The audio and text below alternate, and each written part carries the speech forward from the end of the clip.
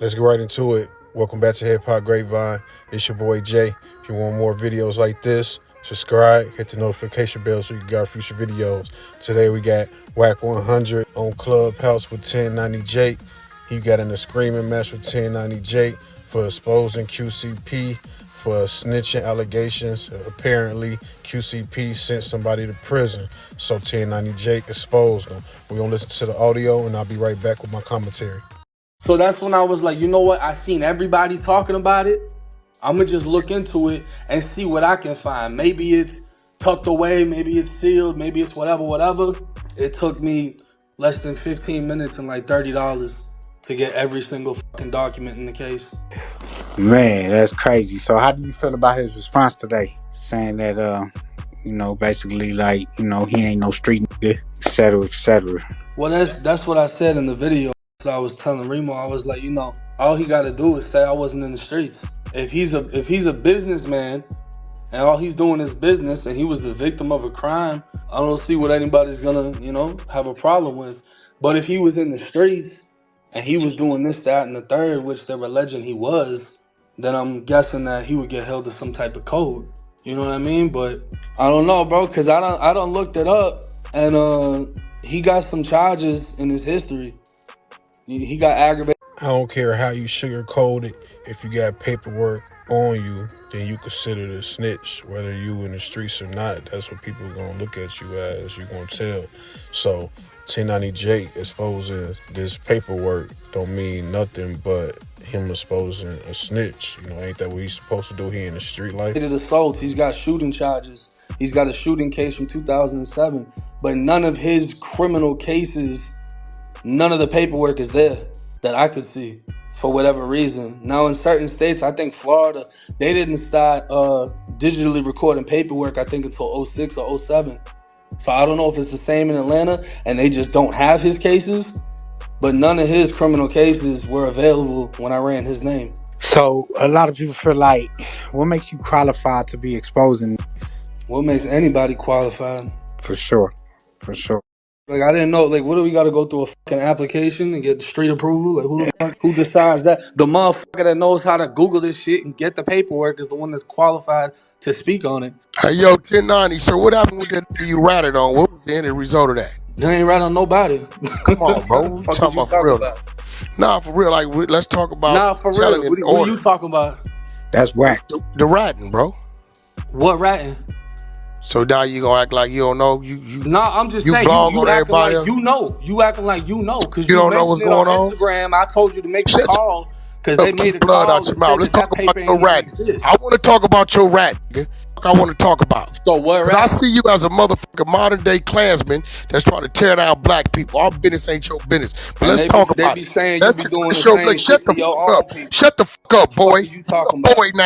I'm sorry, but after the J Diggs thing and all this rah-rah that Wack 100 doing, seemed like he picking on the weak. Like, I ain't saying 1090 Jake weak or nothing like that, but he think because he a white boy that, you know what I'm saying, he just an easy win. Now, you the fucking boy. It's been reversed. So I'm going to ask you about, look, if we going to talk about everything, your ratting come first. So let's talk about clear up your ratting. Can we talk about your ratting, yes or no? So where the paperwork? Your allegations of ratting. Where the paperwork? Are we going to talk about your ratting?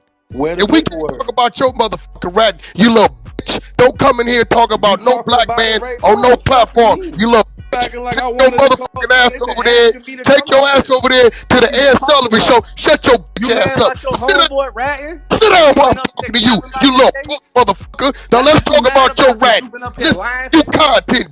Welcome to Clubhouse, nigga. You don't run nothing over here. Sit down and shut the fuck up, nigga. Welcome to Hip Hop Trends, where we check these top nigga. Exclusive motherfucker. When motherfucking Rockstar 2800, a power root bang the phone and keep blood out your mouth. Rockstar, east side, west up. I'm out.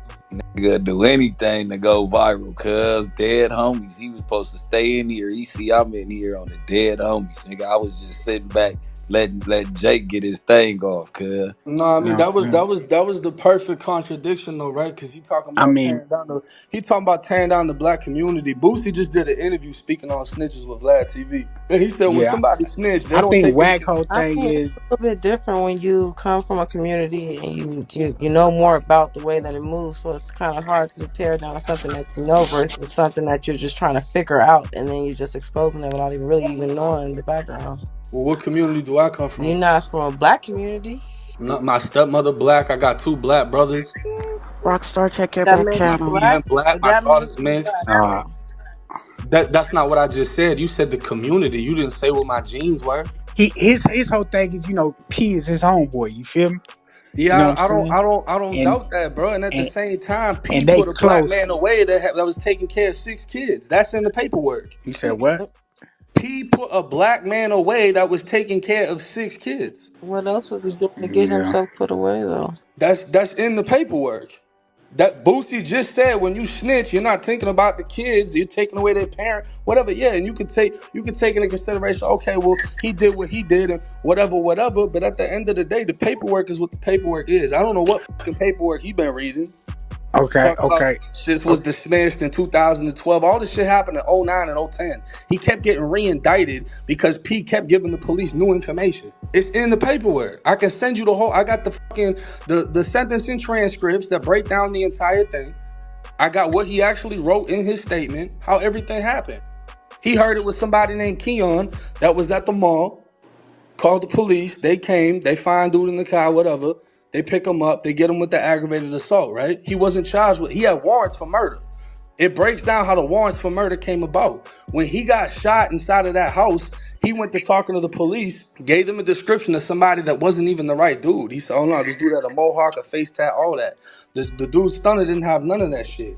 But it says he stayed in contact over the next few months, speaking with police, telling them everything he was hearing from the street. He told the police, I heard it's a dude named Stunner. He recently got shot at a club. Police were able to find his alias and find that he was a gunshot victim to figure out who he was. When they found out his identification, they did a second photo lineup because the first photo lineup, he didn't identify anyone. The second photo lineup, P identified Stunner as the shooter. That's how his murder warrant went out. Your actual paperwork at one point. And Oh, I know who this is. Yeah. I know who this is now. okay. So when you were like you kind of slid past the proffer thing to me, right? And I was kind of like, huh? Because I know in your own case, you went in on your co-defendant that had the proffer that ended up snitching on you. Hmm. Why didn't you really address that in the Rollo situation? Well, because he admitted that he cooperated. That was the thing, is when I spoke to him, it wasn't a matter of did he give a proffer. It was a matter of what information he gave. So he said, yes, I gave the proffer, but I was trying to give false information because I had somebody willing to take the charge. Versus and mind you, I never even really like went off on my co-defendant. I used to have a lot of hatred for my co-defendant in prison and hope that I ran into him. But when I got out, I looked him up at some point in time and I saw that he had a daughter. He had a regular job, and he wasn't putting on the front like he was a gangster. My co-defendant ended up getting brought up when somebody else started covering my case, and that's how all of his information got put out. I never actually blasted my own co-defendant. But as far as the Rollo situation, it wasn't a matter of if he gave a proffer. It was the information that he actually gave. And he was saying, yeah, I was trying to give them information, but it was fake shit. I was going to make up a whole story and pay somebody to take it. And they said that the feds weren't even interested in his story. They wanted to know about the murders and the shootings.